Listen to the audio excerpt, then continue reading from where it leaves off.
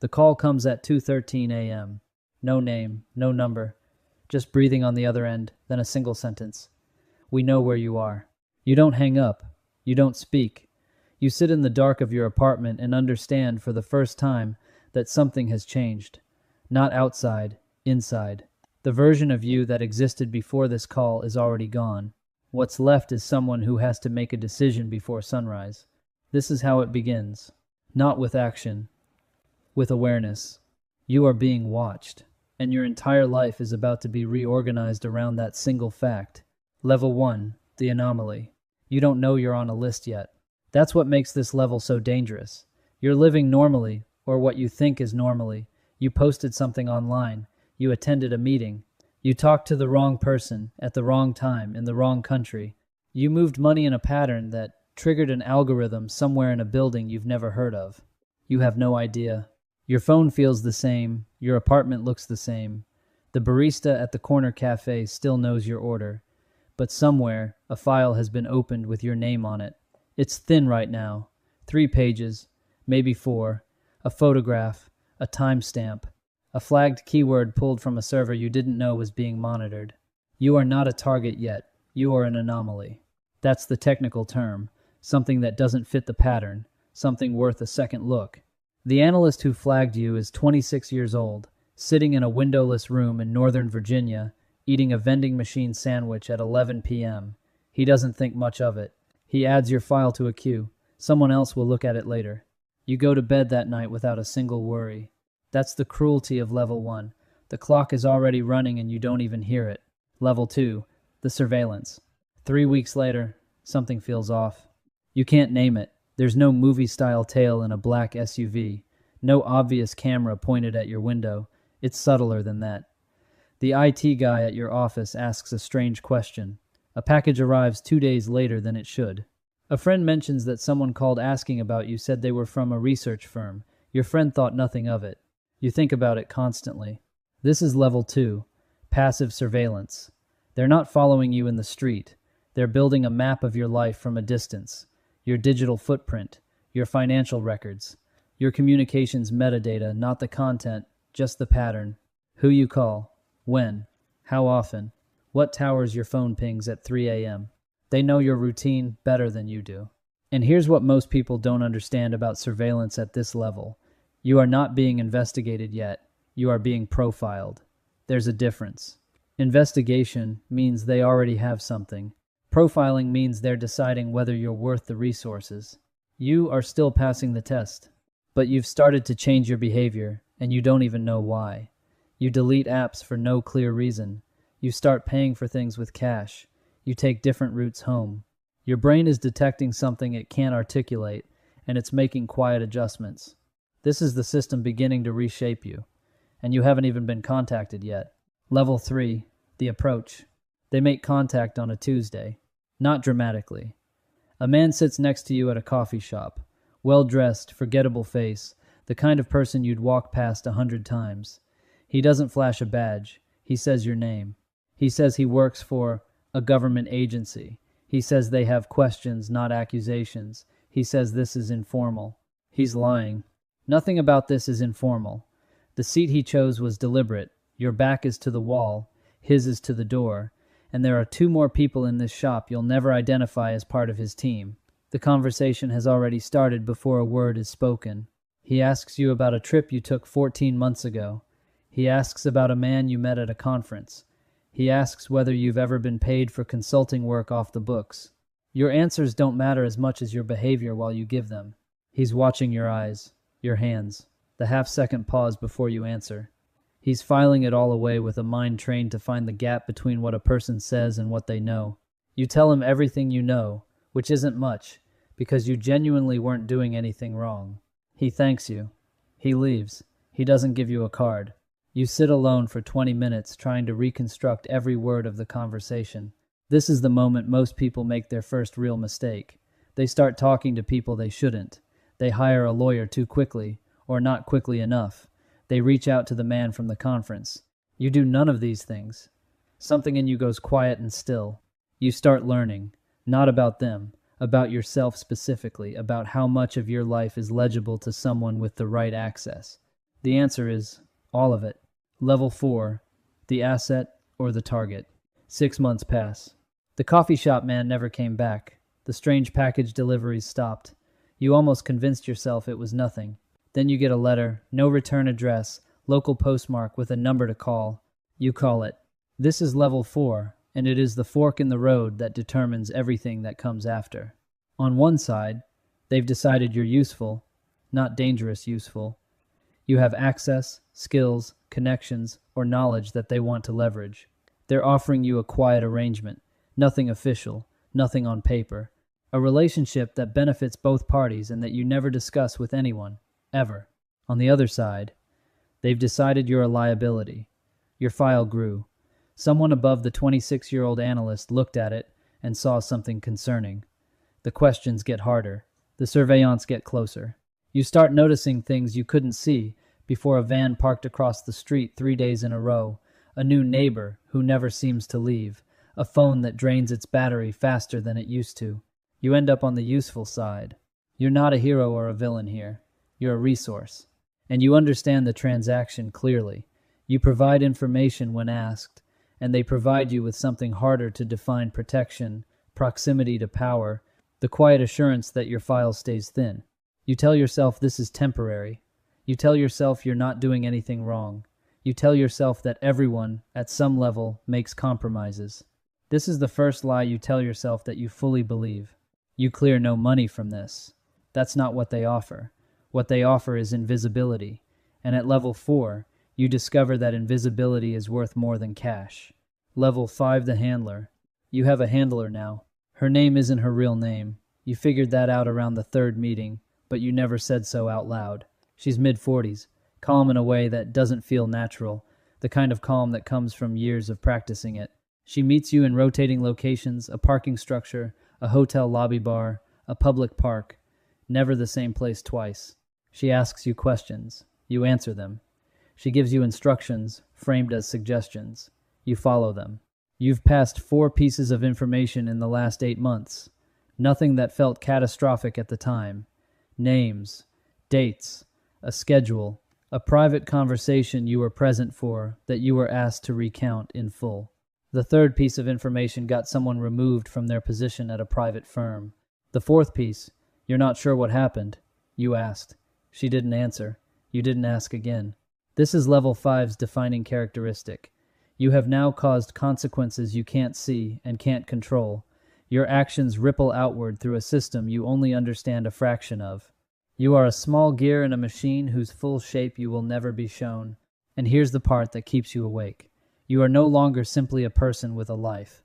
You are a node in a network. And nodes can be activated, deactivated, or burned depending on what the network needs. Your handler is not your friend. You understand this. But you've started to feel something for her that isn't friendship and isn't quite loyalty. It's more like gravity. She knows things about you that no one else knows. That creates a bond that has nothing to do with trust and everything to do with exposure. You are bound to this now. You stopped asking yourself whether you want out around month 5. The answer was too complicated to sit with. Level 6, the known quantity. 3 years in. You are now what the system calls a known quantity. This is the highest compliment they offer. It means you are predictable, reliable, and valuable enough that multiple people above your handler are aware of your existence. You don't meet them, but you feel them. The quality of the information you're asked for shifts from logistical to strategic, from who was at the meeting to what do you think he'll do next. They're no longer using you as a microphone. They're using you as an analyst. Your life looks, from the outside, entirely normal. That is the achievement of level 6. You have a job, a social circle, a regular life. People who've known you for years would say you seem a little more distant lately, maybe a little more careful with your words, but nothing alarming. Inside, you have been fundamentally restructured. You process information differently now. Every conversation you're cataloging, every room you enter, you're reading the exits. Every person you meet, you're building a risk profile automatically before you've consciously decided to. You cannot turn this off. You don't remember how it felt to just be somewhere without assessing it. The psychological term for this is hypervigilance. You know the term. You've read about it. You apply it to yourself, the way a doctor applies a diagnosis clinically, without much feeling. You've lost 3 relationships in 2 years. None of them ended dramatically. They all ended the same way. The other person said some version of, "I feel like I don't know who you really are anymore." And you didn't know how to tell them that this was, in a precise and literal sense, true. You are a known quantity to the system. You are becoming unknown to yourself. Level 7, the Ghost Protocol. Something happened. You don't know exactly what, but you know the shape of it. A mission you were adjacent to went wrong. Someone was killed not by you, not directly, but through a chain of events your information contributed to. An operation collapsed. 3 people disappeared. A foreign government made a formal complaint through back channels. Your handler stopped returning contact for 11 days. When she came back, she was different. Shorter. More procedural. They moved you. Not dramatically. Not a new city. Not a new identity. Subtler. Your file was reclassified. Your access tier changed. A different set of people started making decisions about you. You only know this because your handler told you, the night before she stopped being your handler, that you were being elevated. Elevation, in this context, means you are too sensitive to be managed at the previous tier. It means you know too much. It means that what you do now, and what happens to you, gets decided at a level you will never directly interact with. Level 7 is the Ghost Protocol. You exist operationally but not officially. There is no file anymore, at least not one that responds to standard queries. Your name doesn't appear in databases that a mid-level analyst would access. You are buried under layers of classification that would take a federal subpoena and 6 months to peel back. You have $340,000 sitting in an account structured across 3 entities that cannot be traced to your name in under 48 hours. You didn't ask for it. It arrived. You are officially off the board. Nobody hunts a ghost. That's what you tell yourself. But the truth of level 7, the thing no one tells you when you're in level 1, imagining what this kind of power would feel like, is that being a ghost means being invisible to everyone. Not just your enemies, your family, your friends. The version of you that existed before the 2:13 a.m. call. You haven't spoken to your brother in 14 months. Not because something happened. Because nothing can happen without risk now. And you have been trained, so thoroughly and so quietly, to eliminate risk that human contact has started to feel like exposure. You eat alone. You sleep 4 to 6 hours, always with one layer of awareness running underneath. You check 3 separate channels for contact every morning before you do anything else. This is your life now. Not a crisis, not a thriller. Just a Tuesday, and a Wednesday, and a Thursday, inside a cage that has no visible bars. Level 8, the architecture. You don't receive instructions anymore.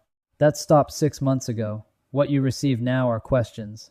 Open-ended, strategic questions delivered through a channel so secure it would take a nation-state's resources to intercept. Questions like, what is the most likely path of destabilization in the next 18 months? Questions like, who in this network can be trusted to act without oversight? They are asking you to think, not report, to design, not observe. You are no longer inside the operation. You are part of the architecture.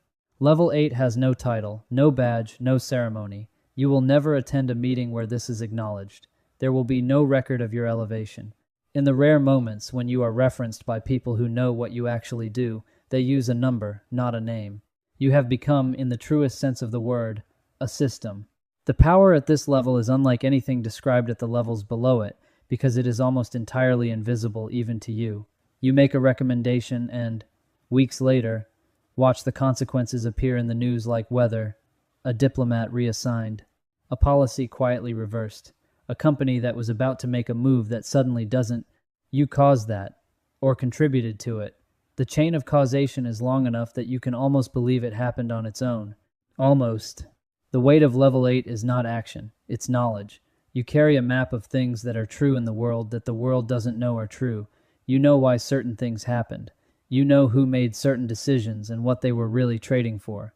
You know which institutions are as solid as they appear, and which ones are facades held up by arrangements so fragile that a single conversation could collapse them. This knowledge is not power in the exciting sense.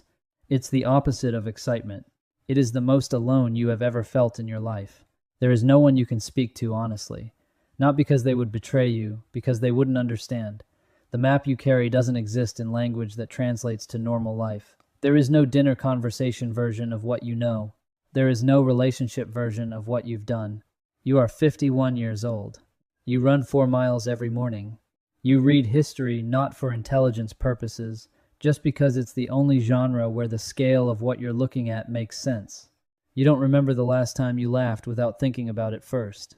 This is what the top looks like. Not a throne, not an empire. A quiet room, a secure channel, a reflection in a dark window that you study for a moment longer than you should. You think about the person who made the 2:13 a.m. call all those years ago. You wonder if they knew what they were starting. You've wondered that for years. And then on a Thursday, in November, through a channel you almost never monitor anymore, a new name appears. It's a young analyst's report, 23 years old probably, the kind of report written by someone who just flagged their first anomaly and is proud of themselves for catching it. The name in the report is nobody you recognize, a civilian, a person who posted something online, attended a meeting, talked to the wrong person. You read their file, 3 pages, maybe 4, a photograph, a timestamp, a flagged keyword. You forward it up the chain with a single word of annotation. Watch. Somewhere, a clock has just started. He doesn't know it yet.